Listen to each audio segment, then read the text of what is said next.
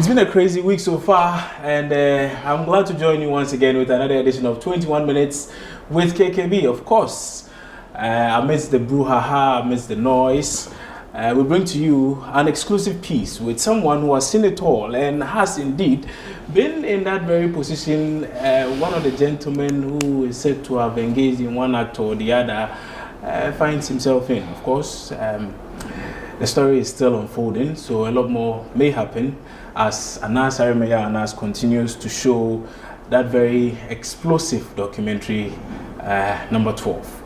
My name is Kwabena Chencheni Boating. I'm returning the Jiffy to introduce my guests for today. Stay with us.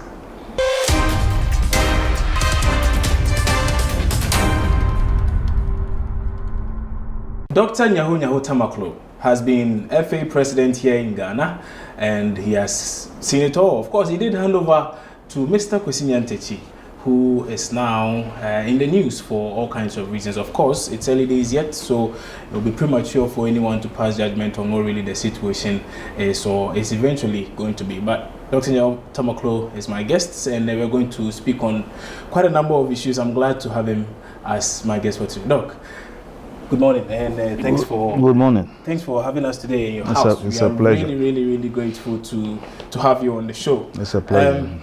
Number 12. Has there always been a 12th man in this entire football fraternity? I mean, we all go in with the passion, with the love, but apparently there was an invisible hand somewhere. Is that the case? What number 12 are you really referring to? Okay, so number 12 in this case has to do with the documentary by Anas Anas on the rots, or the seeming rots in Ghanaian football. Have you even had a chance to watch it, the documentary? Well, I've seen quite a couple of Anas, what do you call it, investigative work. Okay. From 1 to 12. 12 just a little. So where is 11? You are a journalist, I want to find out from you. Where is number 11? We may have to find out from Anas. We may have to find out from Anas. I think it's important you do that. But in specific reference to this very one that uncovers so much, should I say, rots in Ghanaian football, has that always been the case? I won't say so. You know, let's get the history of the, in quote, the presidency. Formerly it was called chairman. The seat was a chairman. Now we call it president. Right down from Ohinijan's time, when I was just a little boy, we've had a lot of distinguished Ghanaians. Ohinijan, all the line. Few names I can remember. H.P. Nyamite, I think S.K. Mino was there too. Akayinsu. These are very notable figures in society then. And what we saw at that time was discipline and pride. You can't discuss, or we never heard any of them talking about money. Here at the FA.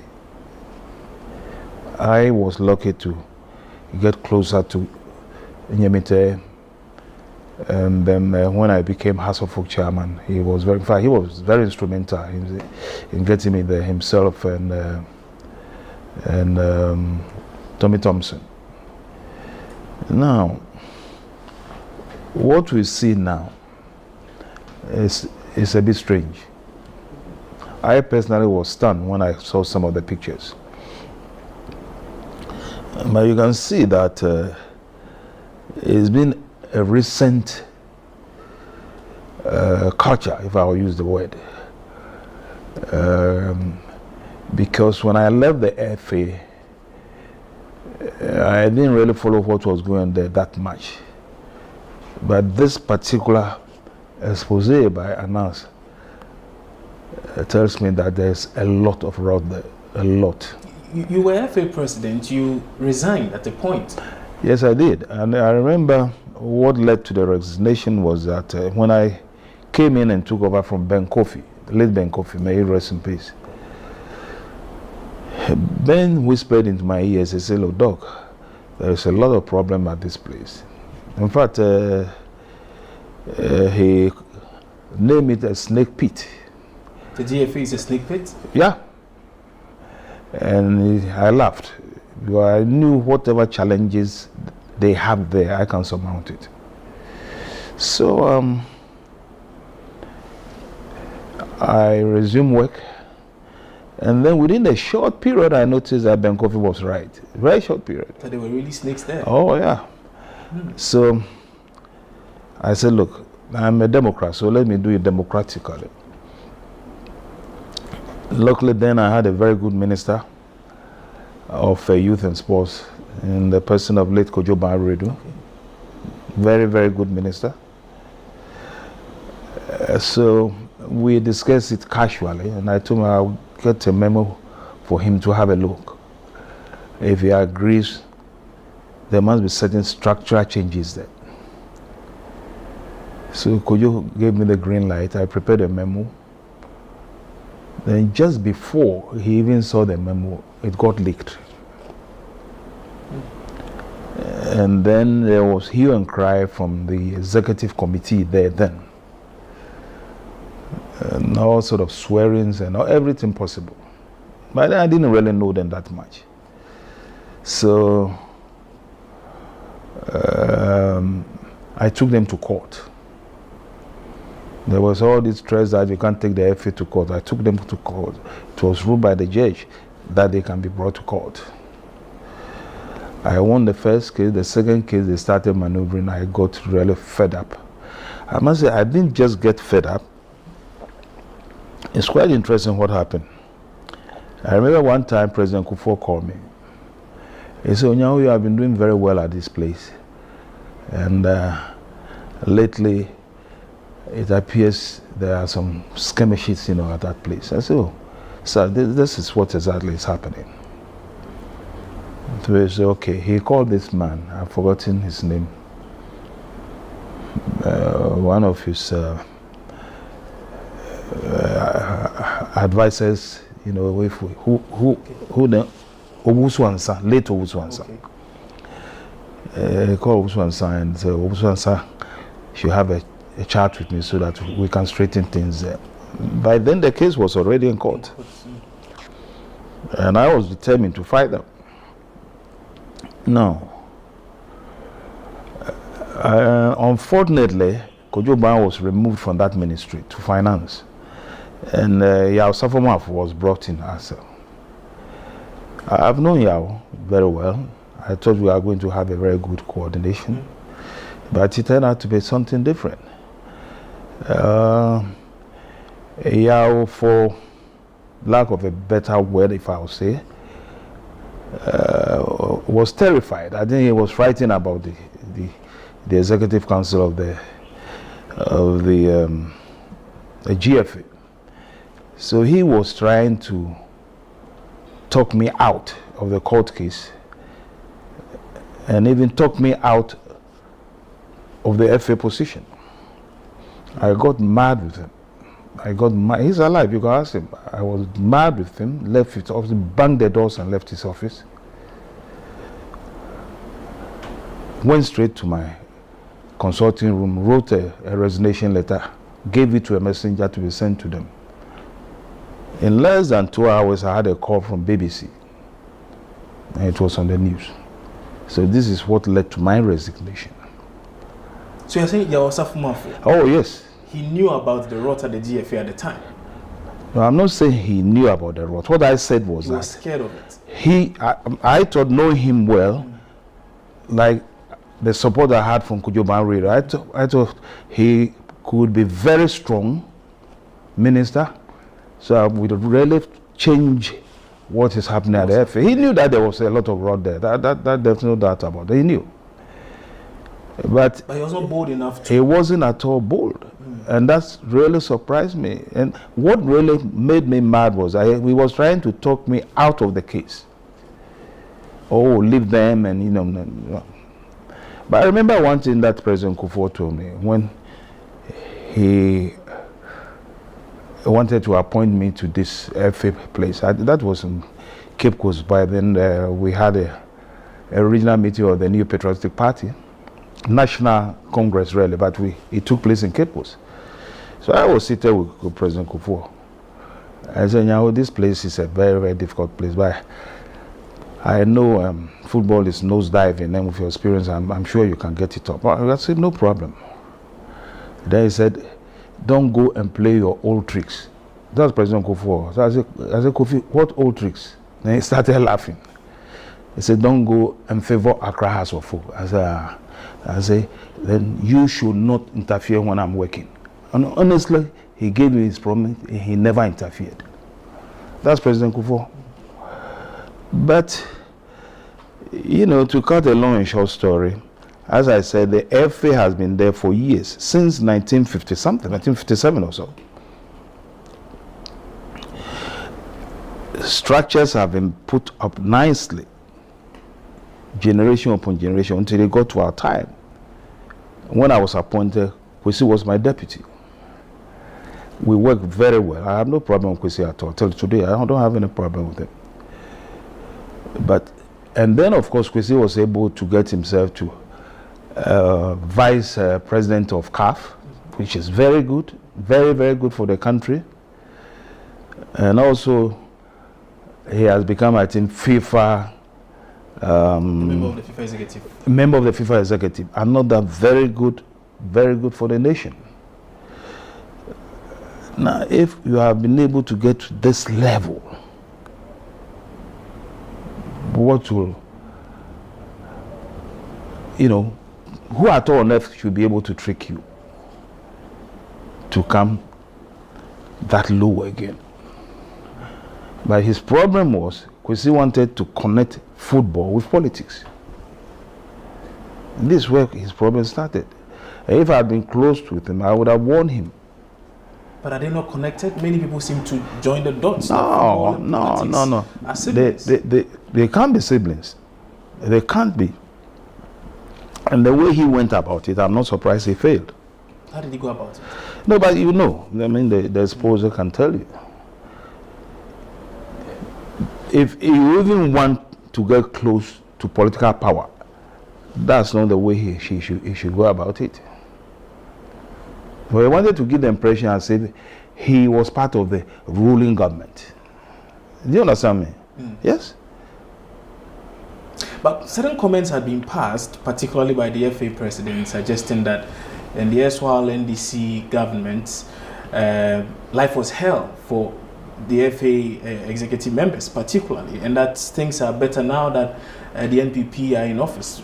Can't anybody draw a reference there or an inference there to suggest that, okay, perhaps he may be closer to the echelons of power, that's how come he's making such claims? No, I have no problem at all being close to the, what do you call it, the political power. But don't try to use that political power to gain favors. And that was what he was trying to do. He was being greedy? I won't say he was greedy, I said to gain favors. It wasn't necessary, because he could have easily and genuinely got in touch with very good sponsors, with real good money, not these pretenders. You follow me? Yeah. Yes. And what also surprised me was that it appeared, from what I see, that he was working independently from the executive of his own organization. And that was also very dangerous. In your dealings with Kwesi Nyantakyi, who at the time you're saying was your deputy, did he come across as anybody who was desperate for power, for money? No, I won't say so.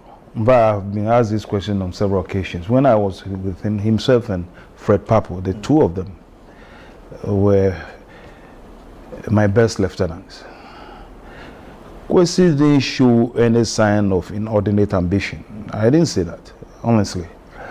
In fact, at a certain point when I was chairman of the Black Stars, what do you call it, committee, and I was also the chairman of the whole football organization, I felt it wasn't necessary. So I left that position. In fact, I resigned it and asked him to take over.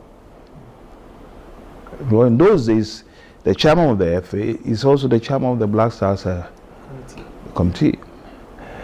And I left that position for him to take over because I trusted him and I knew he can work, which he did a good job himself and Fred Papu. But I must also say one thing. I think Kwesi parting ways with Fred Papu for reasons not known to me might have caused some of these things too.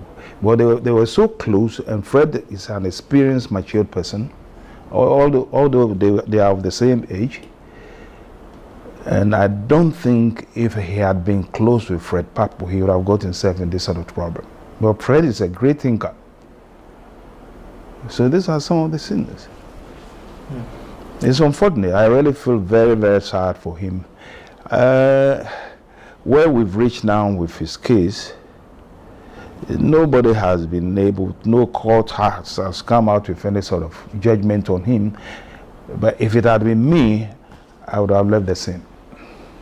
So I would have resigned. You'd suggest to him now? Absolutely. I've suggested to that he should resign. Resign as GFA president? Absolutely. No. As GFA president, he can still hold the other positions. That depends on FIFA and CAF. Why should he resign?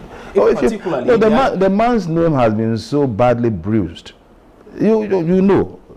You follow me. You guys, at times, you ask questions that are not necessary. You are following the story. The man had been so badly bruised. His integrity is almost in tatters. The best thing is to resign. In any civilized country, that is what will be done.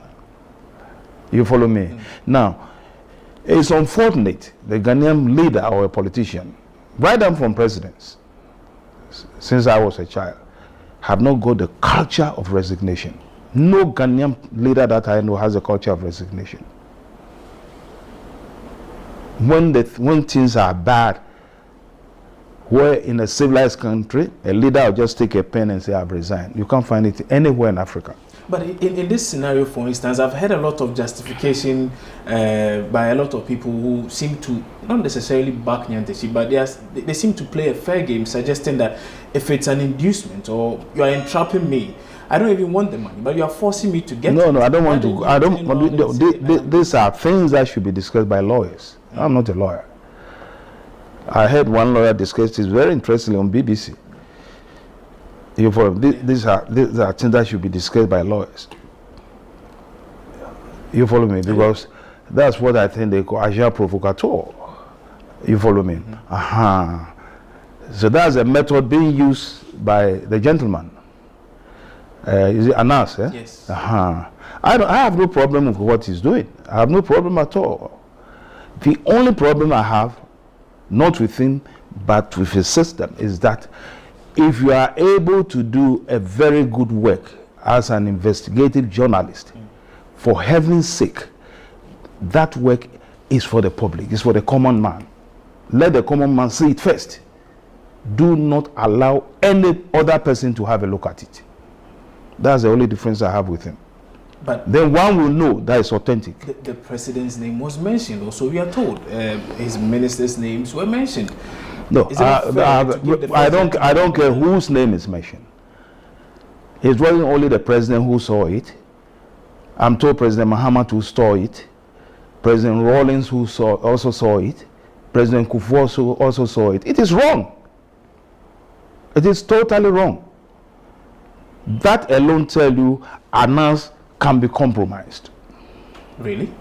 Don't ask me really. That's what I am thinking. Now, why should he release the tape to certain people? Now, if the president has been mentioned, what about the others? Were they mentioned in it? None of them was mentioned. But why should they also view it before the general public? And that is the only reason why I will never go there to have a look at that tape. But as far as I'm concerned, it's compromised. That leads me to ask this very question. There have been a lot of attacks on the personality, the modus operandi of Anas and the like. Kennedy Japan, for instance, has gone all out saying Anas is a rogue, he is criminal, and most of his acts are acts of blackmail, extortion, and the like, questioning his character and his credibility as far as this particular documentary is concerned and all these other documentaries are concerned, would you go as far as suggesting that Kennedy may have a point? I will not say so. I will not say so. That's what he feels or he thinks. If he has facts to support what he's saying, he should bring them out so that we see it. That's all that I will say on that. Well, if somebody is doing a job and you feel the person is not doing the job correctly, come out and let us know exactly why you feel the person is not doing the job correctly. If it's suspecting, it should come out with facts. Do you understand me? So that's all that I will say about that. So as things stand now, government is saying that they are taking steps to dissolve the Football Association. Now, I'm looking at the implications such a decision may have on our local football and indeed football in Ghana generally. Would you say this is the right move, particularly at this time? I would say the decision has been too hasty. If I were close to government, I would advise them to, to take their time a bit and see how, because the FA has a constitution, and see how the FA itself, there are a few people there still, in quote, clean ones, to see how they will be able to restructure the place. Is it possible in a situation where the FA is described by your predecessor as a snake den, goes on to, a lot of people have a snake pit. A snake pit, yes. And you said you saw things yourself. The whole place seems... No. Let's get one thing straight. Perhaps we need a total... No. Your question was whether it was right for government to settle. Yes. And I say it was a hasty decision by government. I would have preferred government took a little time and allow the FA. They have an executive there still. Yes. Some of them have not been tainted yet. You follow me? And see how they can use their constitution. That's the democratic way of doing things. What has been done there is a form of coup d'etat. To come out with a fiat that you are dissolving them, no. I don't believe that is the right thing to do. I would have advised that they should be allowed to use their own statutes, as they call them, to see whether they can come out of this mess. However, all those who have been exposed by the investigation should be immediately sacked. That can be done. Including the FA president? But that I have advised him to leave the scene. Well, you are advising him to resign. You follow me? And based on the... And even I went further, that if he's not leaving... He should be sacked. Listen to me carefully. Don't put words into my mouth. If he's not leaving, they have a constitution. Definitely the section of that constitution would definitely tell us how the leader can be removed from power. A section of the constitution which I've read suggests that indeed if there's any breach of ethics, if someone doesn't necessarily go according to the ethics of the game, that person can be removed. Be removed. That's what I'm saying. So that's why I said, I think with one of these media institutions that's why I also said that government have been a bit too quick in taking that decision. Yeah. They should allow them, and it is when they are failing to sort of cleanse themselves that, you come in. Do you see it perhaps as, you described it as a coup earlier, do you see it as a face-saving tactic, for instance? A face-saving tactic how? For instance, the president's name was mentioned, several other people were mentioned. If your name was mentioned, and indeed when a few days back before the premiere of this thing, the president reported officially to the CID that Kwesi Nyantakyi be investigated, be picked up and investigated. And a lot of people suggested he was getting ahead of himself, and indeed was getting ahead of the entire situation, that he should have taken his time and not necessarily have ordered for the arrest of Mr. Nyantakyi and investigations into his acts, his alleged acts, let me put it that way. So in the minds of a number of people, the president or even indeed the presidency may be suffering a bit of credibility issues here. So they see an opportunity, they want to take advantage of it and give people hope or give people the impression that, you know what, we are not part of this. We want to cleanse the system. No, by the closing the FA? Yes. No, but that's a more reason why I said it's a hasty decision. If my name has been mentioned as a leader there, I would rather keep a distance from them. So that you are cleared, you are exonerated? No, not that I am exonerated. The case has not gone to court yet, so I can't be exonerated. Do you understand me? But if I have nothing to fear, I won't just bother about them. You think Ekufuor is scared of who make? I don't know. Don't try to suggest that to me. I don't know. Whether he's scared or not, I don't know. You follow me? But I'm saying that particular decision to sort of dissolve the FA itself is a hasty decision, I believe. What does this mean for Ghana football? Oh, it means a lot. Now that they have done it, from what we have seen all over, they are taking steps to do it. I think they have come out with a formal letter on that. And that's what the communication states. The communication say they are taking steps. That formal steps have been taken to dissolve the FA. And as a journalist, what is the latest on the issue? Well, that statement I'm referring to was released last night, so we are yet to get any update on that. Well, then let's wait and see. Let's wait and see. If the statement, is followed by strong actions, then we can know what to do. Let's wait and see. As we talk now, because Ireland, they say they are going to explain to FIFA itself. Yes. So we are told what follows definitely they will write to FIFA on this sort of thing. But FIFA, as I know, definitely will not be comfortable with such a development. That doesn't mean that they are backing wrongdoing. Let's get that straight. That's why I also say maybe behind the scenes, if I were to be in government, I would have opened a channel with FIFA to brief them about the happenings here, and then what I have in mind of doing. It can be done. FIFA is an organization. You can talk to the head easily. They are very approachable. You follow me? That's what I would have probably done. The information I've picked up so far suggests that once this thing is dissolved, as in the FA is dissolved, an interim committee will be set up, and they will be working by the government. But that is where things will go wrong. Anyone who knows FIFA and its rules carefully will tell you. So if the person is sincere. Okay. But in this country, most people are not sincere. So actually, the information that we have now suggests that the committee that will be set up will liaise with officials of FIFA to cleanse the system. Would that not be I would have approached it the other way. I would have quietly have a connection with FIFA. Let them know what is happening. Whilst I wait for the FA itself, the executive here, to see how they can clean their own mess.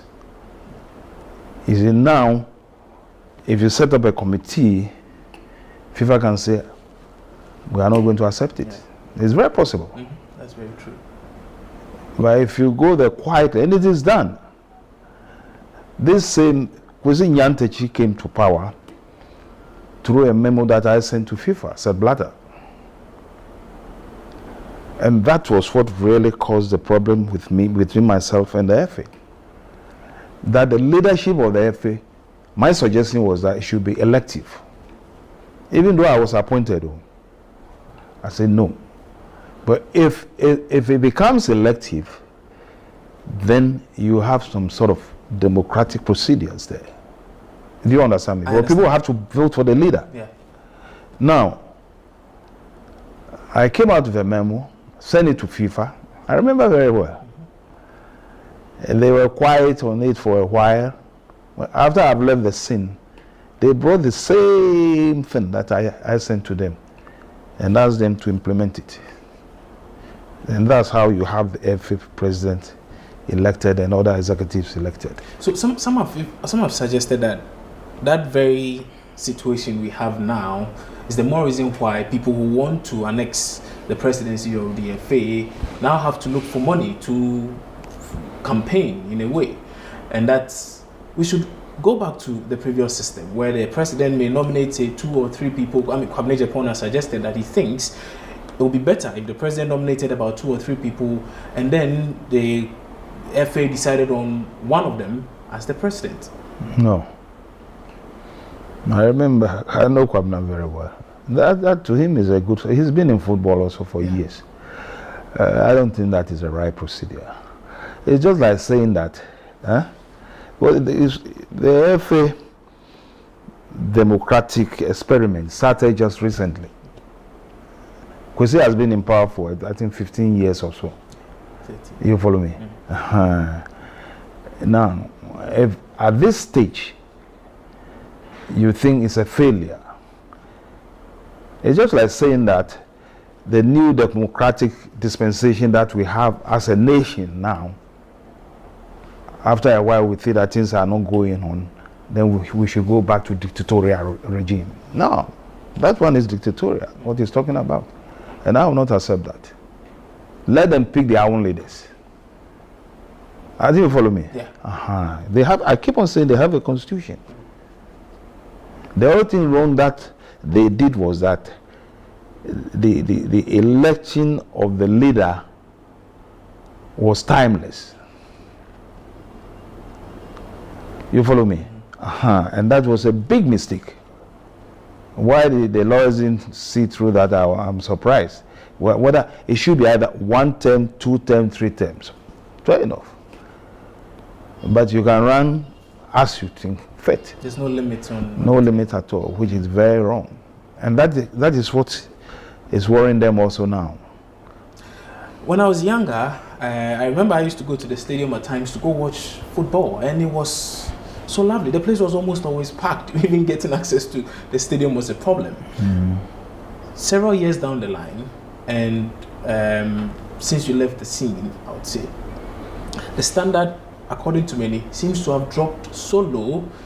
There's even not much to look forward to when the El Clasico, Kotoko, is playing Accra as a folk. I mean, how does that happen? No, you mentioned to me just 3 names of Kotoko footballers, outstanding footballers. Let mention them. As things stand now, I can't mention current players, but I no, can not current one. No, I'm not talking about current ones. There have been Nana Hindia, there has been Chenche Hine, there's been Adai, several of them. No, these gentlemen you mentioned, they got skills. Listen to me carefully. One is attracted to a particular match because one wants to see the skills of the individual. You follow me? And the gentleman you mentioned, for example, Razak. Have you seen Razak playing football before? Yes, I did. I saw him. Have you seen Osei Kofi playing football before? Kofi, yes, I did. Have you seen Baba? You will not know Baba Yara. No. I don't know, but I know. These are footballers with skills. We don't have them now. Then come to Hasselhoff. You see a person like Adodamiti on the ball, central defender. I mean, these are people you have to watch because it's beautiful seeing them. You see a person like Amadou Akuse. You see a person like Agrifin. I mean, these are footballers with skills. We don't have them now. That's why people are no more interested. They prefer to watch European matches because the players with skills are there. So you think it's about the lack of talent that you don't Absolutely. But you see, it's unfortunate. Maybe they don't have the films at the GBC. But let them show some of the films of the past Black Star footballers. Now we have a Black Star that you have to bribe your way to get in there. I mean, it has been shown. Do you understand me? So nobody you don't think it's about management? Because indeed... No. Listen. Management, if management is able to organize a match to be played, that itself is enough. Well, management will not drag supporters to come to the stadium, or footballers, will not drag spectators to come to the stadium. They will come at their own free will. Look at matches that we watch on European televisions. Fully packed stadium. And what is interesting is that anyone you see there has paid. And this is what helps the clubs. So how do they do it? Because of course, if you ask me how they do it. No, because if I'm just looking at this, if it's about talent, of course, there were better players. There have been better players in Europe. They have left the scene. New ones have come.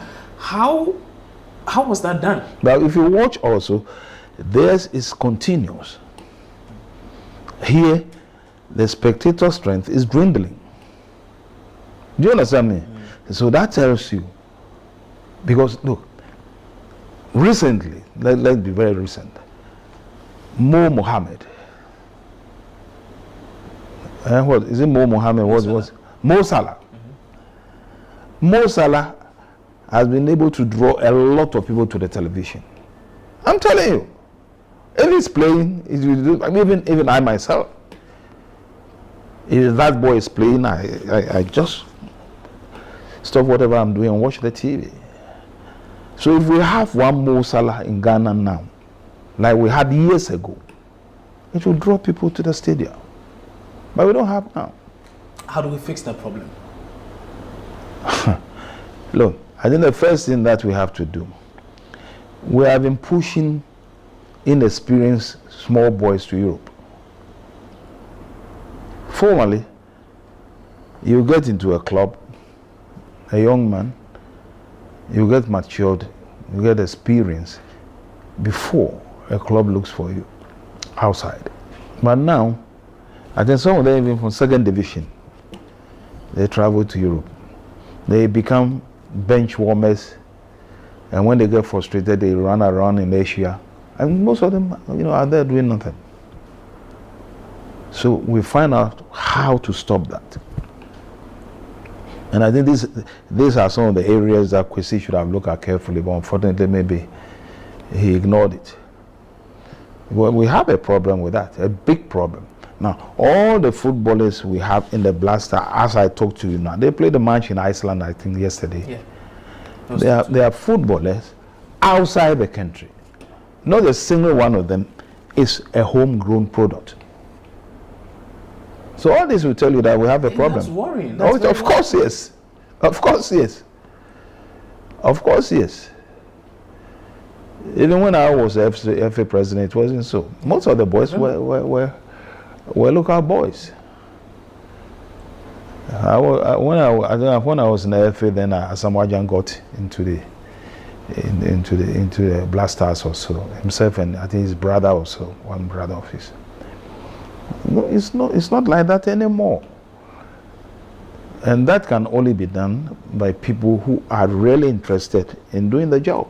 Will Ghanaians ever find expressions of love for the sports we used to hold in high esteem so much? Will Ghanaians ever come back to loving football as much as we used to, particularly after all these things that have come? Oh, they will. I don't think everything is lost yet. No. If we get talented footballers, as I've said earlier on, they will draw people to the game. In this country, you'll be surprised. If by tomorrow Kotoko gets about 2-3 talented footballers, House of Folks similar thing, you see what will happen. They say it's because we mismanaged football in Ghana. That's how come the coach system, for instance, is non-existent anymore. And what do you mean by what do you mean by we mismanage football in this country? So football management in Ghana has not focused on developing talent. It's always been on just the elites. And indeed, many of these people who manage these, who find themselves in management positions at the FA, are people who have their own academies, for instance. So would rather have the people come to their academies and then they can sell them off to some club somewhere in Europe and make some more money, rather than their main objective is to make money, not to develop serious talents. Do you understand me?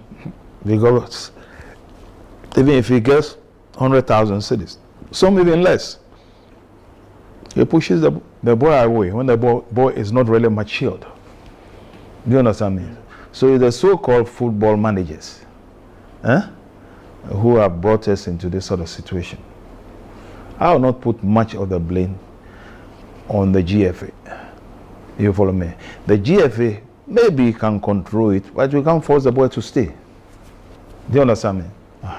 But if we are able to convince him that, look, stay a bit and get probably used to things here. So when you get into the outside world, you can. For instance, one of our boys left, House of Folk boys, I haven't forgotten the name now. He was a defender. Okay.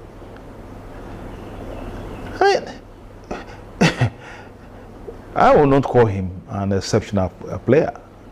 And as I talk to you now, he's just in Europe doing nothing. If he had been here, he would have had the club to push on. And he will get definitely a bigger exposure. So these are some of the reasons. It's serious.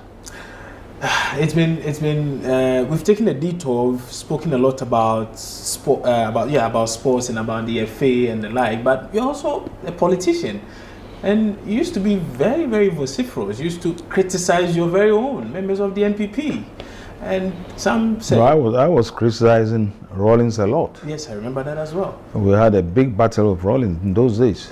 Myself, Samoa brothers, and some of the guys I don't even.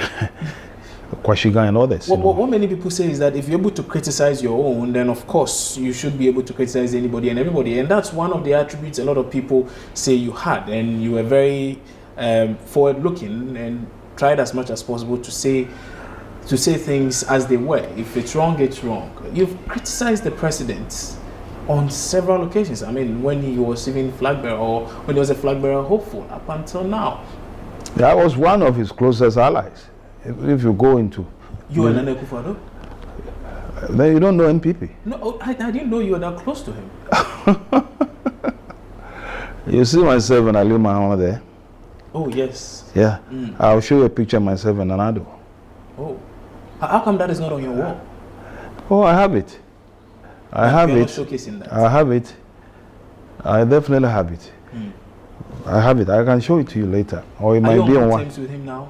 I have no problem with him. The only time we had, I won't call it misunderstanding, the only time I took a step back was when the former elected chairman of the party was how do you call it, suspended. Are you talking about Paul Afoko? Paul Afoko. And also the suspension of Kwabena Ajapong. And that almost immediately followed that of Sammy Crab. I mean, these are elected figures.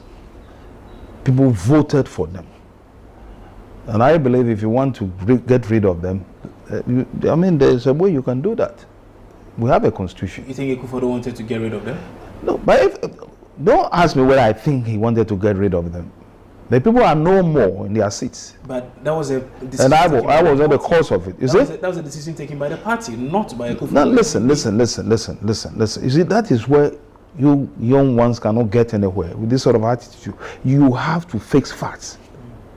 When it is wrong, it is wrong. But what are the facts of the You follow me? Because now, if I'm the leader of the party, Nanado was the leader of the party then, flag bearer and leader of the party.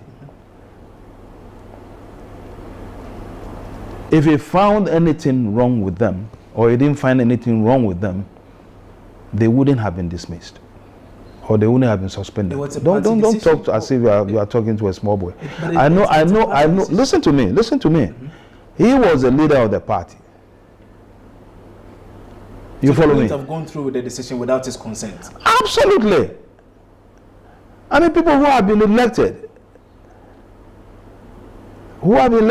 Afoko, Kwabena Ajapong, Crab, and even it's followed that people from other regions or regional constituencies were also suspended. That's true. As I speak to you now, I'm a suspended member of the party. Yes, I'm aware of that. You follow me? But that really doesn't bother me because there are a lot of others. And I know there are people in the party who are not comfortable with it. I know. There are a lot of elderly people who are not comfortable, but they are not talking about it, surprisingly. Why are they not talking? I don't know. We have always been pretending in this country. Pretending. When the thing is bad, say it's bad. We keep on pretending. And by doing that, we fool our leaders. They think they are doing well. Look at what happened with the NDC, I don't know, June 4th. I mean, a whole person, a lady, to go and kneel before somebody, begging him. I don't understand it. I don't understand it. Even the sycophancy, that's the word. Anita De Soso was just being sycophancy. And what was even interesting is that the person you want to plead with had his what do you call, face somewhere else. He wasn't even looking at you. Sycophancy at the highest level. That is what is creeping into our society, and it is dangerous. If we are not able to say, look, you are wrong. Now look at the way they behave. Look at the sort of attacks what Trump has been having from his own party members. Unbelievable. Can that happen in this country? You think that leaders want to be above reproach, particularly in specific reference to Nana Akufo-Addo? He doesn't want to be criticized? No, I'm not going to sort of talk about Nana. That has been the habit of most of our leaders. Is he an exception? There's no exception. He's not an exception? You say who is not an exception? Nana Akufo-Addo is not an exception? No. Listen, I said our leaders, maybe right down from independence, have been behaving the same way. They don't want to be told, look, you are going wrong here, come this way. They got annoyed. Right down from Nkrumah's time. Kwame Nkrumah had a lot of advice how to handle certain things, but he thought that people were against him. It did happen. It happened from Nkrumah to Ankara, from Ankara to Buzia. I mean, some of these things are so, how shall I put it? They are so clear that if people don't see it, it worries me. For instance, when during Buzia's time, and they wanted to appoint a 1 brigade commander. I don't know whether you know the military structure. A bit. 1 brigade commander is the one who is in charge of Southern Command, if I'll say so. They brought the name of late Achiampong. Listen to me carefully. And then Buzia was advised that Achiampong cannot be given command at that level. He didn't care. He didn't care at all. He went and appointed Achiampong. Indeed, when Achiampong was appointed, he was a half colonel. He wasn't a full colonel. By then, he was already holding command for 5 battalion in Burma camp. So here you are, one person holding a command at 5 battalion, and then the same person you put in position in charge of Southern Command. How can't he remove you? He can't remove you easily. That's what he did. And that's exactly what Achiampong did. A bloodless coup. You follow me? If Buzia had listened, if he was advised, he can't tell me what, I got access to the documents. I saw it. He was advised. And we have had leaders like that, leaders being advised, and they will not do anything. Leaders being advised, they will not do anything. You follow me? So these are some of the problems. Look, we spoke about corruption, particularly in the football administration and the GFA. Now, let's talk about corruption in politics. And in a day, the president dismissed 4 chief executive officers of some state-owned institutions. The GPHA boss, the GEPA boss, we had Kolebu also, we are told, and then one other, I don't really recall. 4 of them gone. And over one act of corruption or the other. Of course, these remain allegations, and they are. I'm glad you said the allegations. The government has not come out with what they really did. Exactly. You see, if you want to shame people, come out with what they have done. You follow me? And that will even stop the rumor machine. Okay. Yeah, come out, say that this person is being sacked for A, B, and C. Exactly. This is done in civilized countries. This is the way it's done. Come out. If it's about incompetence, come out and talk about it. If it's about fraud or something, come out and talk about it so that the public will know. But here you are, people have been removed from their posts or their position, really and nothing. Yes. I mean, what sort of society are we getting in now? I think it's a smoke screen. A smoke screen. That is my problem with leadership in this country. Not this present leadership. It has been there for years. For years. You dismiss a person, let the people look. I was in the military. If a report is written about you, that's one thing. I don't know whether they have changed it now. That's your annual report by your senior officer. They give it to you to read. So you get to know what exactly. Exactly. That's one thing I learned in the military. Transparency. Transparency. They give the report to you to read. So you don't have anything against the person who read it. And believe me, when I was in the military, when I was writing reports about people, the previous reports that have been written is exactly what the person is. Unbelievable.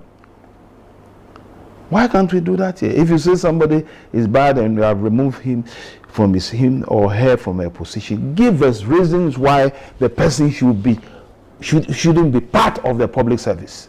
Perhaps then that will let us learn a lot.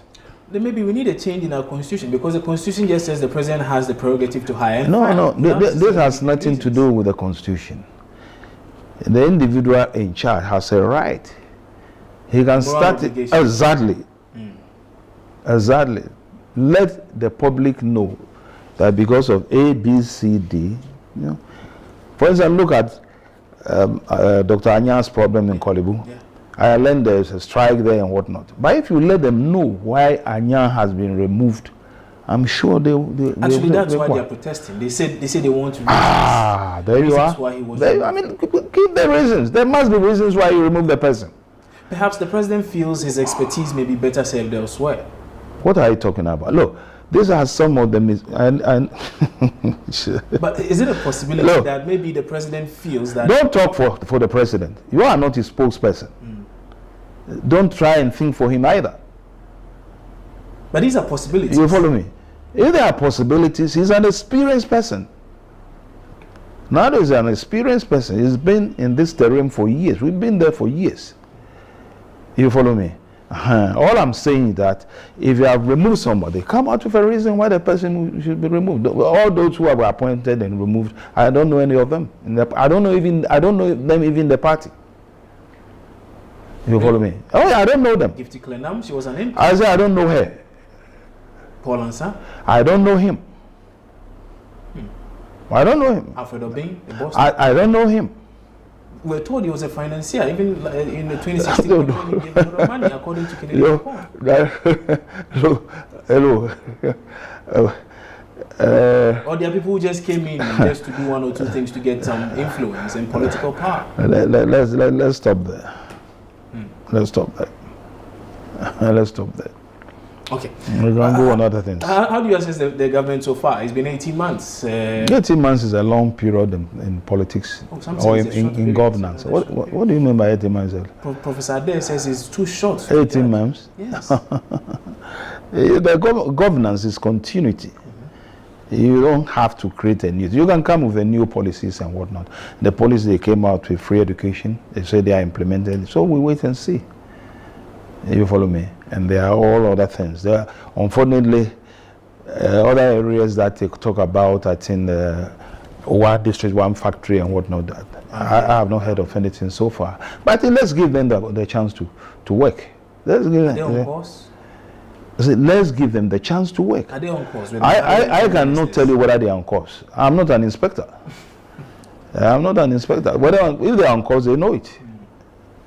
If they are on course, they know it. Nado is a very sharp person. If he's on course, you know it. And if he's not on course, he knows it. There are reports he met his appointees and reprimanded a number of them for non-performance, for which reason information available, not confirmed by the presidency or anybody in power, the information available suggests that a number of ministers and deputies may be leaving the scene.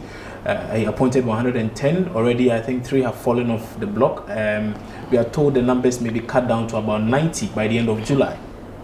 Do you think that will be the way to go?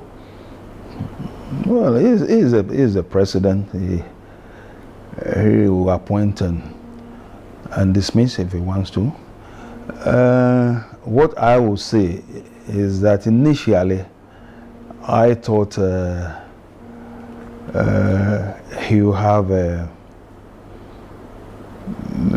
which he said himself, that he's going to have a very slim cabinet, a slim, you know. So I was surprised when we got to that high figure of 100 plus, you know. But as I say, he's an experienced politician. He might have sat back and watched things carefully. He feels, you know, it's time for him to sort of drop some, move on with the others. Yeah, that's his right to do. But I remember I was interviewed by this lady Apia from Joy TV. Gifty Apia, yeah. And I told her that it's a bit too early to criticize the government now. However, there are certain ministries that have been created that I thought were not necessary. Which ministries are these? Oh, one, for instance, Ministry of Zongo, is it Zongo Affairs or what do you call it? Zongo Development. Zongo Development is not necessary. It can be put on that, what do you call it, under one of the ministries. And if the minister is good, he will cover everywhere. Right now, I don't even know whether the minister has an office. I don't even know. You know, and these things are a bit disturbing, but unfortunately, if you talk about it, it appears as if you are against them. So that's why you stopped talking? Oh, no one can stop me from talking. But if you mention it once, it's enough. Do you follow me?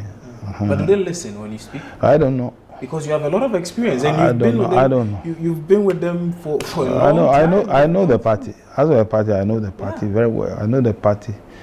And so do they listen to you? Do they even seek your counsel at all? No, what I'm saying is that I can probably talk. I will say what I feel it should be. And they have a right to accept or not to. You follow me? I don't have to go there and talk to anybody. There are a lot of people, they can take advice from this country who are probably better than me in thinking. Do you understand me?